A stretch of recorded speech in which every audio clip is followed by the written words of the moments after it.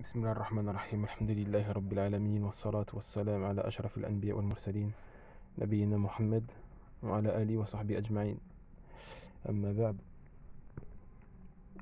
Donc là nous allons évoquer en ce cours les différentes sous-écoles présentes au sein de l'école malikite, au sein du madhab maliki.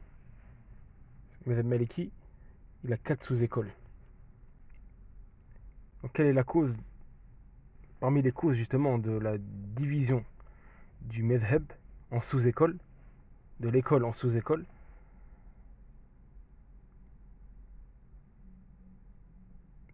La réponse est que ceci est présent depuis l'imam Malik, entre ses étudiants. Et ceci est dû au fait que les élèves de l'imam Malik divergeaient sur la façon de faire lorsque la pratique des gens de Médine divergeait avec un hadith authentique. Parce que parmi les fondements du madhab maliki,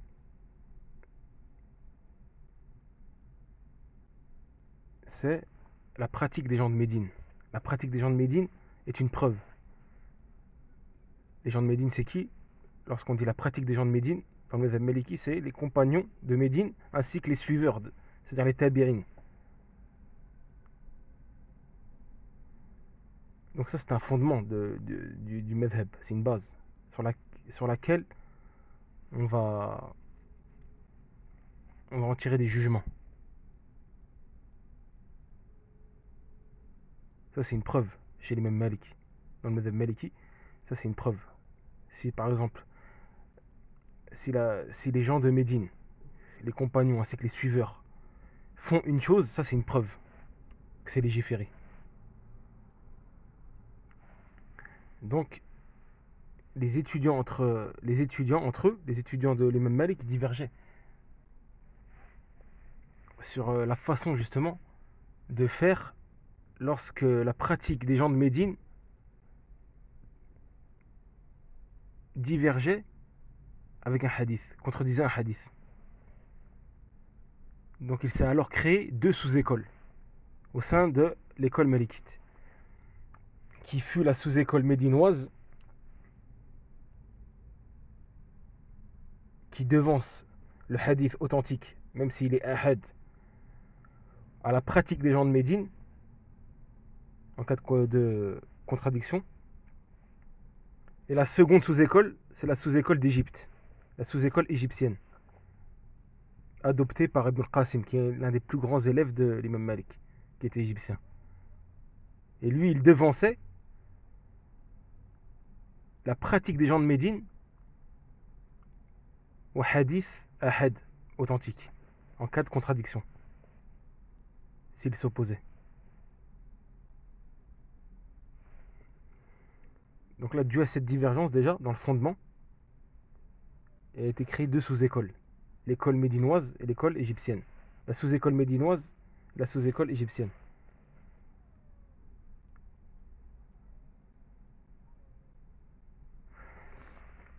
Et parmi aussi les autres causes de ces sous-écoles, parce qu'on a dit qu'il y en a 4, on a cité 2, je ne sais pas si j'ai cité tout à l'heure le nombre de sous-écoles, Al-Moum en a 4 sous-écoles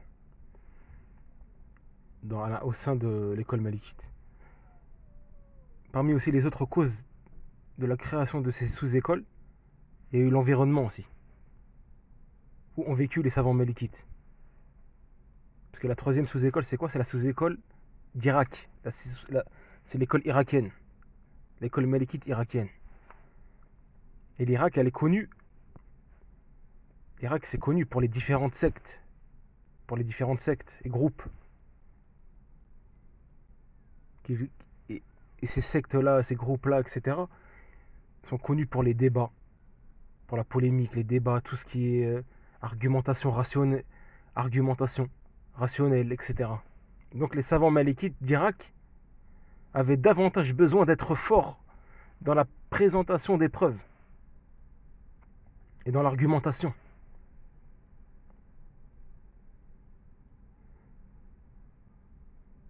car les savants malikites en Irak, qui étaient partis en Irak, les gens d'Irak n'allaient pas écouter les savants malikites. Si ces savants-là n'étaient pas forts en argumentation et dans l'énoncement des preuves. Tu vas pas leur dire les mêmes Malik qui disent ça, donc c'est comme ça. Non. Eux, ils étaient forts dans le débat en Irak, ils étaient forts dans les preuves rationnelles, etc., l'argumentation. Donc toi, tu vas te dire les mêmes Malik qui vont pas prendre. Il faut que toi aussi, tu ramènes des arguments. Et tu sois fort dans l'énoncement des preuves, etc., pour les convaincre. Pour qu'ils t'écoutent. Donc il y a eu la sous-école, justement, il y a eu l'école malikite d'Irak. C'est la troisième. Qui est justement, qui a une force d'énoncement des preuves que les autres écoles n'ont pas. Les autres sous-écoles n'ont pas. Comme l'école médinoise ou bien l'école égyptienne. Et en contrepartie, au Maghreb, l'école malikite dominait. Parce qu'en Irak, lorsque les savants malikites sont partis en Irak, propager l'école malikite là-bas, ils n'étaient pas seuls. Il y avait l'école hanafite, il y avait l'école hanbalite et shafi'ite, il y avait toutes les écoles là-bas. Comme on a dit, l'Irak c'est connu parce que pour leur nombre de groupes, etc. et d'écoles. C'est mélangé là-bas. Donc c'est pour ça qu'ils avaient besoin d'être forts dans l'argumentation des preuves et dans l'énoncement des preuves. Pour justement convaincre et contrer tout ça. Contrairement, justement, comme on a dit, au Maghreb. Ils connaissaient que l'école malikite là-bas. L'école malikite était dominante. Et ceci depuis très longtemps. C'est-à-dire, Mouhim. Après les élèves de Malik, c'est propagé. L'école malikite au Maghreb. Et donc les savants du Maghreb n'ont pas eu affaire justement à des débats. Et être forts dans l'énoncement des preuves et argumentation. Donc ce qui leur a rendu, comme on dit, moins nécessaire le besoin d'avoir une force d'énoncement des preuves. Donc là, c'est la quatrième sous-école malikite. C'est l'école maghrébine malikite. Ça, c'est la quatrième.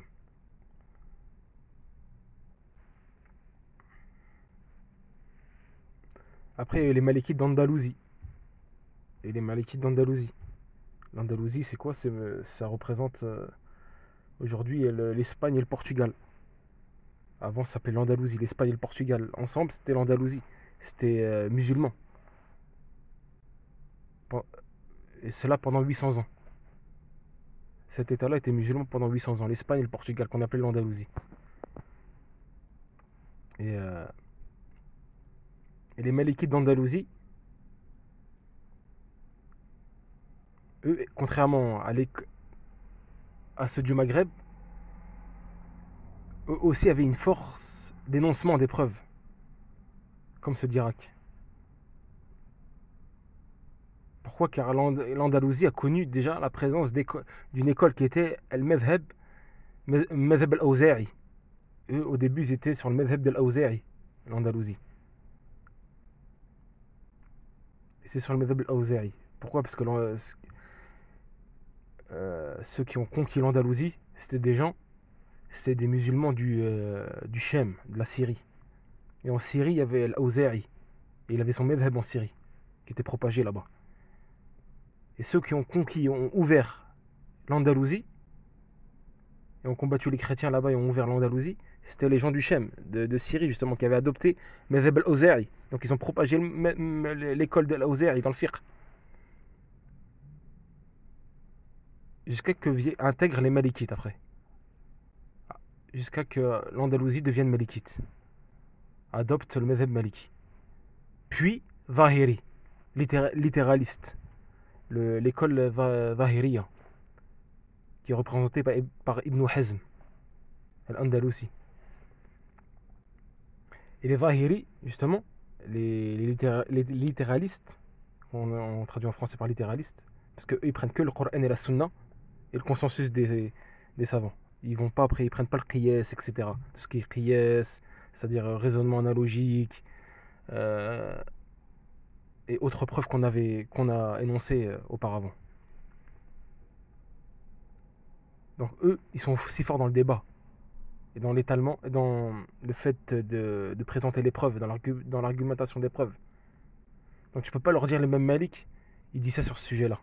Ils vont pas accepter aussi. Surtout Ibn Hazm, qui représentait justement l'école Zahirite en Andalousie et qui était très fort. Donc là, les Malikites d'Andalousie étaient obligés, ça les a poussés d'avoir une force d'énoncement des preuves et d'argumentation justement pour contrer l'école Zahiriya. C'est pour ça qu'eux, ils se distinguaient des savants du Maghreb par leur force d'énoncement des preuves et d'argumentation. Car ils avaient un autre madhab en Andalousie qui les contrait, c'était Zahiriya. Contrairement au Maghreb qui a connu qu'une seule école. Quand on dit le Maghreb, c'est quoi? C'est la Libye, Tunisie, Algérie, Maroc aujourd'hui. Donc tout cela a amené à avoir différentes sous-écoles et influences différentes.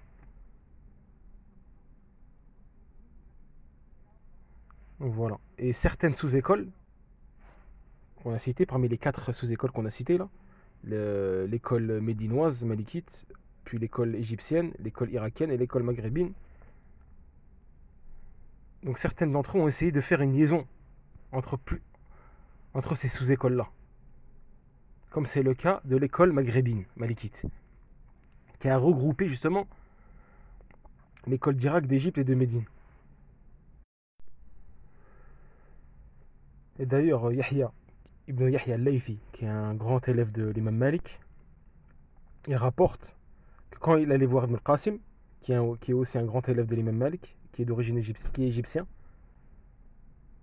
et Ibn al-Qasim, lui, parmi sa méthodologie, c'était de devancer la pratique des gens de Médine au hadith authentique ahad, qui est singulier, c'est-à-dire en français. Lui, s'il voyait que les gens de Médine, comme par exemple les compagnons, ou bien les enfants des compagnons, c'est-à-dire les suiveurs, les tabi'in, s'il voyait la pratique des gens de Médine contredire un hadith authentique, lui, il devançait la pratique des gens de Médine.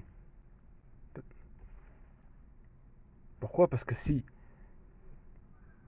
le hadith était considéré, était pris en compte, les gens de Médine, comme les compagnons et leurs enfants et les tabi'in, les suiveurs, l'auraient mis en pratique.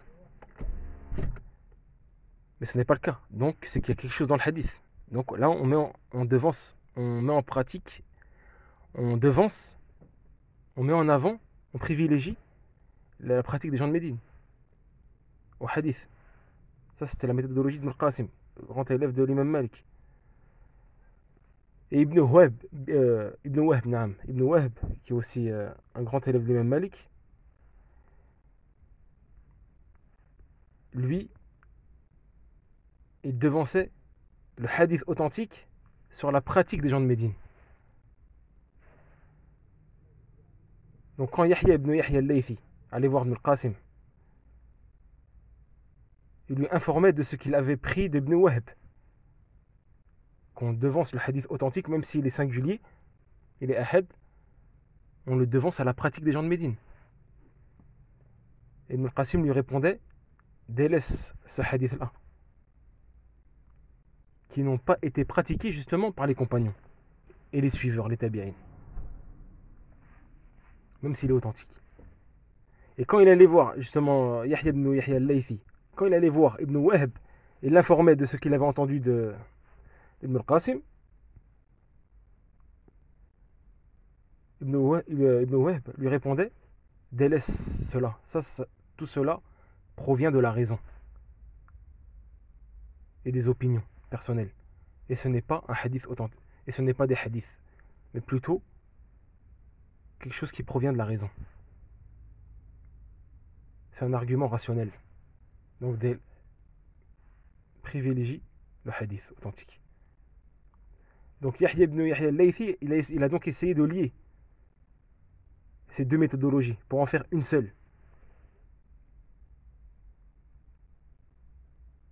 Et ceci était la façon de procéder des savants du Maghreb, qui regroupaient justement entre les deux méthodologies. La méthodologie, c'est-à-dire l'école médinoise, qui devançait la pratique, qui devançait le hadith authentique, même s'il était ahad, à la pratique des gens de Médine, en cas de contradiction.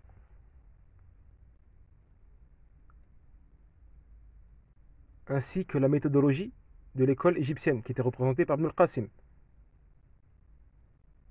le grand élève de l'imam Malik aussi, qui devançait, lui, la pratique des gens de Médine au hadith authentique en cas de contradiction et d'opposition. Et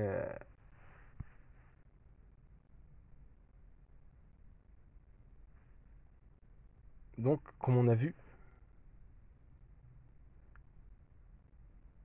les sous-écoles au sein de l'école d'Imam Malik se divisent en quatre, qui sont l'école médinoise, puis l'école égyptienne, puis l'école irakienne et l'école maghrébine. Et, et même dans l'école maghrébine, malikite, c'était cette sous-école-là, ils, ils divergent dans leur méthodologie, c'est-à-dire dans leur façon de faire. Ils ont des qualités que d'autres n'ont pas, comme par exemple en Andalousie. On a dit qu'ils étaient forts dans l'épreuve, dans l'argumentation, à cause de la présence de l'école Zahirite.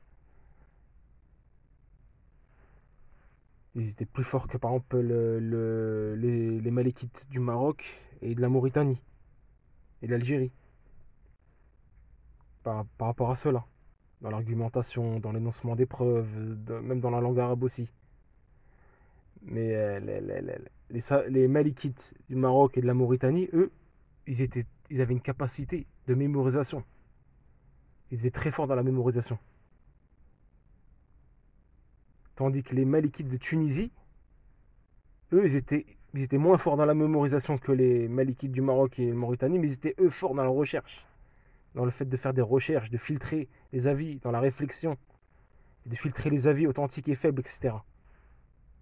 Comme a cité cela Ibn Khaldoun. Et la preuve, c'est que lorsque Abou Inan, qui était le gouverneur à l'époque en Tunisie, le gouverneur en Tunisie à cette époque-là, Abou Inan, qui était à Qayrawan, est parti visiter Fès, au Maroc. Et a rencontré un savant malikite qui s'appelait As-Safsari. As-Safsari. Il lui a demandé, il l'a interrogé sur certains sujets. Et il a vu que As-Safsari, savant malikite, connaissait tout par cœur. Il ramenait les avis par cœur. Comme on a dit, c'était très fort dans la mémorisation au Maroc et en Mauritanie. Mais lorsqu'il lui posait des questions par rapport au fait de différencier les avis, etc., entre l'authentique et faible, là, il avait du mal.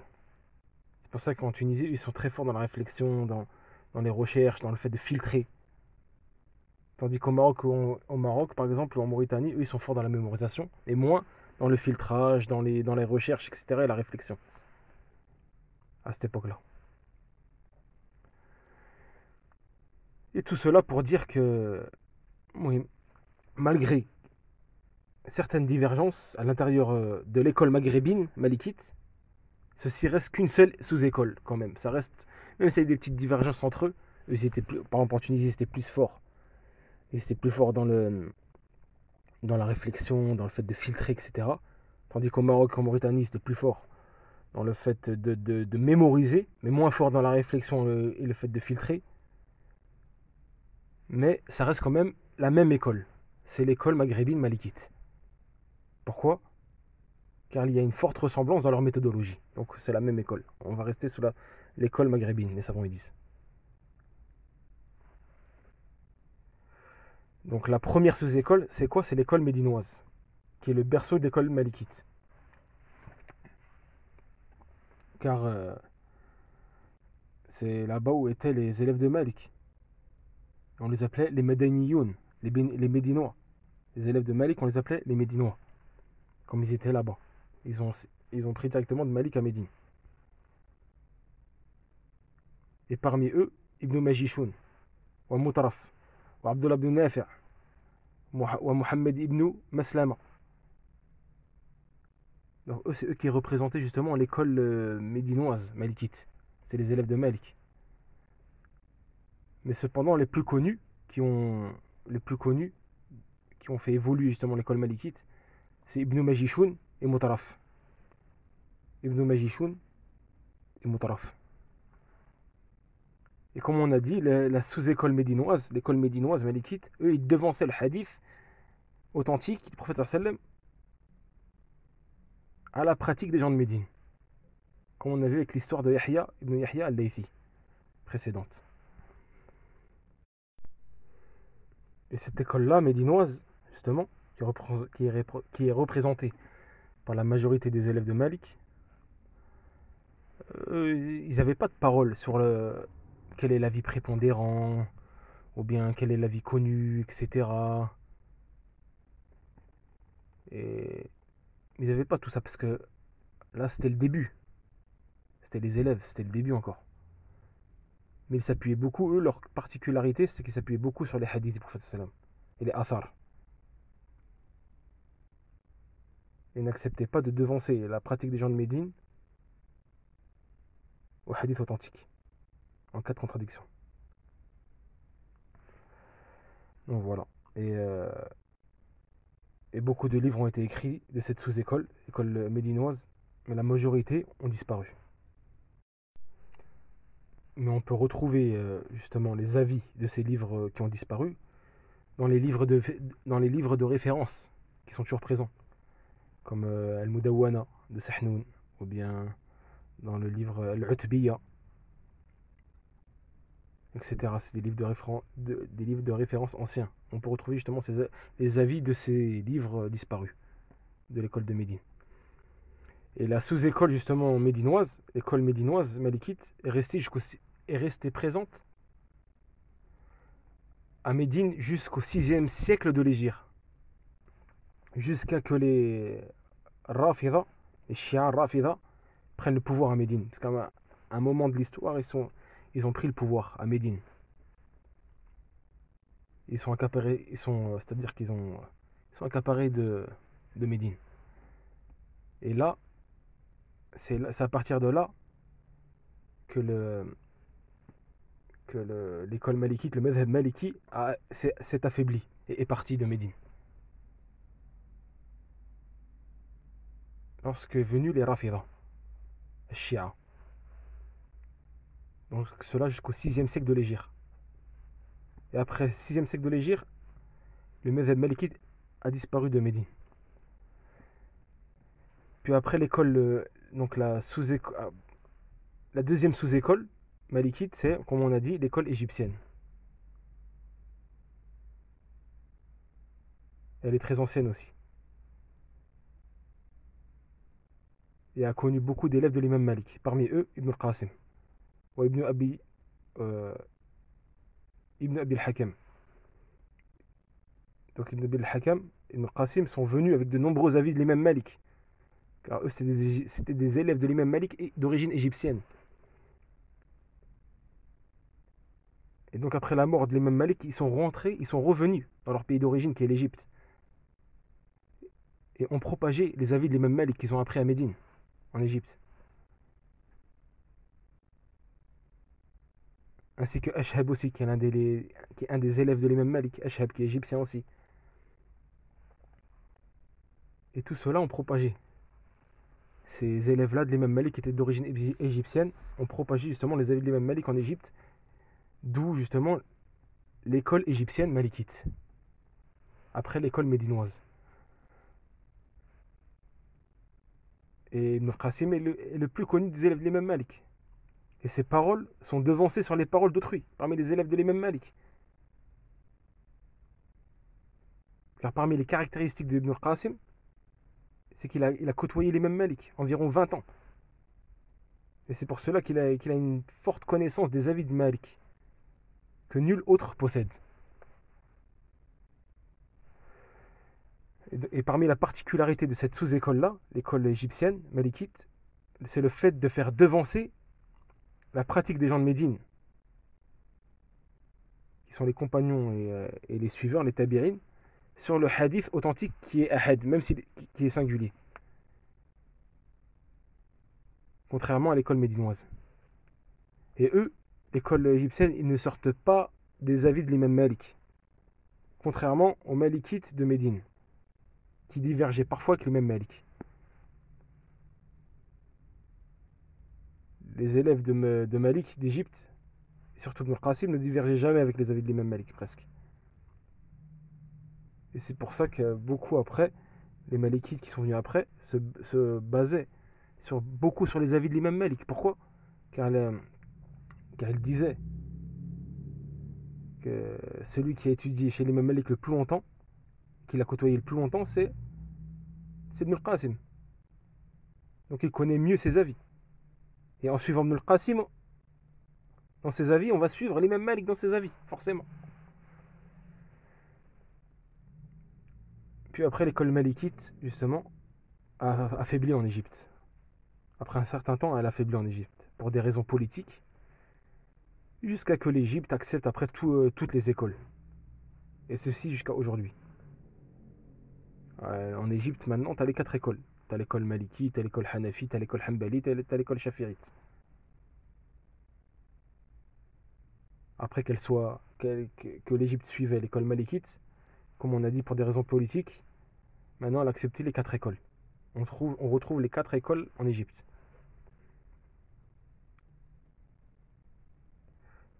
Et donc, il y a encore des savants malikites en Égypte, au Soudan, même à l'université Al-Azhar, qui est très connue. L'université Al-Azhar, il y a beaucoup de malikites là-bas. Et beaucoup parmi les livres de l'école malikite proviennent des savants d'Égypte. Beaucoup de livres de l'école malikite, dans le fiqh, qui sont très importants, qui sont des références dans le fiqh malikite, ils proviennent justement des savants malikites égyptiens.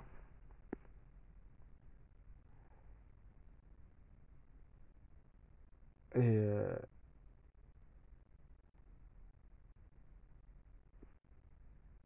après, il y a ensuite l'école irakienne, qui est la 3e sous-école.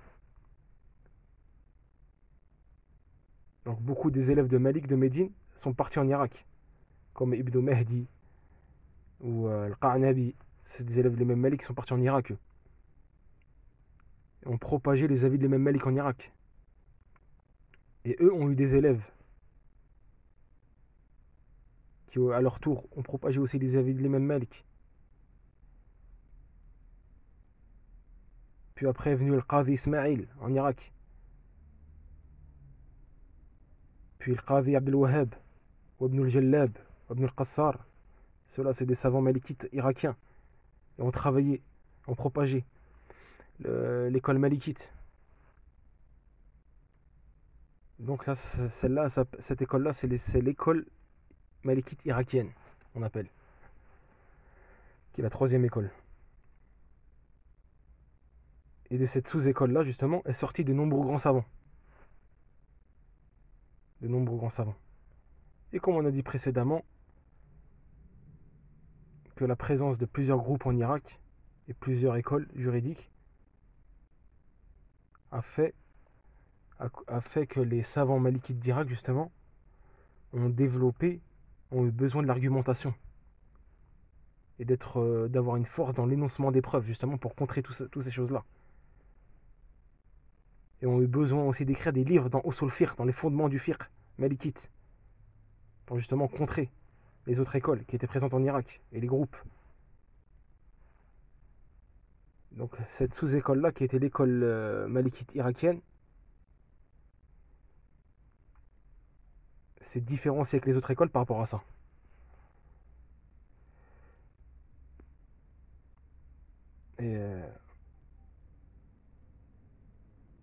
Et de nombreux livres ont été écrits de cette école-là, justement, de cette sous-école-là malikite irakienne, qui sont très importants dans le fiqh maliki, qui sont des références, comme Ulum al-Adillah d'Ibn al-Qassar, ou bien Al-Mabsouta, al-Qadi Ismail, ou bien le Ma'ouna de Al-Qadhi Abdel Wahhab. Tout cela, c'est des savants malikites irakiens. Et ces livres-là sont des références dans le madhab maliki. Et beaucoup d'autres aussi encore, beaucoup de livres. Puis la dernière école est celle du Maghreb. C'est l'école du Maghreb malikite. Mais avant celle-là, avant que l'école malikite intègre le Maghreb, au Maghreb, les, euh, le Maghreb suivait l'école hanafite. Il suivait l'école hanafite. Puis des élèves de l'imam Malik sont rentrés au Maghreb et ont propagé l'école malikite. Comme par exemple l'imam Ali ibn Zayd, qui était un des élèves de l'imam Malik, il est venu à Qayrawan, qui est une ville en Tunisie, et a fait connaître l'école malikite en Tunisie. Puis après, cette école s'est propagée par le biais de Sahnoun, l'auteur de Al-Mudawwana. Sahnoun après l'a propagée en Tunisie, à Qayrawan. Sachant qu'à l'époque de Sahnoun, l'auteur d'Al-Mudawwana, qui est le premier livre de référence écrit dans le Madhab Maliki, après la mort de Malik, à l'époque de Sahnoun, la dynastie Ubaydite, qui sont des Rafida, des Shia, Rafida, cette dynastie-là s'est accaparée du Maghreb et a pris le pouvoir au Maghreb et a gouverné le Maghreb. C'est-à-dire Tunisie, Libye, Tunisie, Maroc, Algérie. Algérie, Maroc, oui. Donc le Maghreb était sous pouvoir des Rafida pendant presque 200 ans. Et les gouverneurs rafidites, justement, qui avaient pris le pouvoir au Maghreb, persécutaient les Malikites. C'est-à-dire les élèves de Sahnoun après. Après la mort de Sahnoun, c'est les élèves de Sahnoun, justement, qui ont propagé l'école malikite au Maghreb. Et les Rafida, les gouverneurs rafidites qui avaient pris le pouvoir au Maghreb pendant 200 ans, les persécutaient et s'opposaient à eux. Et les Malikites, justement, c'est eux qui représentaient les gens de la Sunna et du consensus au Maghreb. Et qui contraient justement les Rafida.